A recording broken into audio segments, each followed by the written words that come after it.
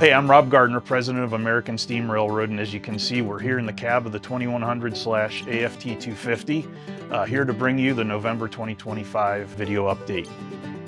As many of you know, we had a successful 2 days of test firing on the 250 back in April. And as a result of those 2 days of firing, we discovered a few stay bolts that were weeping below the cab floor. So after putting our heads together and looking at the situation, we decided that the best course of action was to remove the cab and renew all of those rigid stay bolts under the fire door. So as of early December, where we are today, we've completed that stay bolt renewal work. That work also required removing all the brand new fresh fire brick we had just finished installing below the fire door. That brickwork has now been renewed, and we are so close to doing another test fire, and we're really excited to walk you through all those steps. And we want to thank our donors who have continued to stand behind the project. We're still needing donations of any increment that you feel you can make as we approach the year end at the end of December. I hope you would consider supporting ASR and the 250 restoration. Your contributions are why we're able to continue moving forward each month.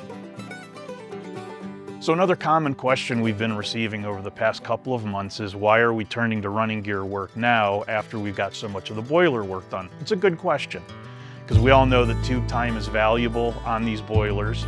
But in the end, based on our study and analysis of the locomotive since we've had it, it's now been about 10 years, is we've come to find out that the running gear really needs, relatively speaking, very minimal work compared to the work we've been undertaking on the boiler for the last 10 years.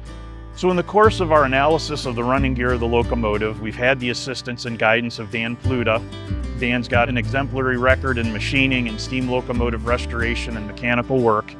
The locomotive itself is in very good trim. We'll give it another final trim once we put everything back together and rehang the rods. There are 2 rods on this locomotive that are bent. Some of that is from use. Some of that we believe is from a standard practice where they would actually put an offset in the rods to shorten the rod up. But we do have some rods that need to be straightened.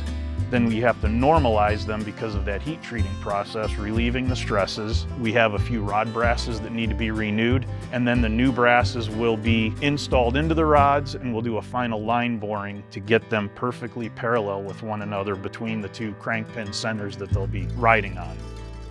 Our current campaign is a $15,000 campaign to support this running gear work, to make these new rod brasses and get the rods back on the engine. We hope you'll consider supporting that campaign here in the next 30 days so that we can go into 2026. We have the engineering plans ready to go. We're sourcing the material. We're just waiting to have all the funds on hand so we can order the bronze, get them machined.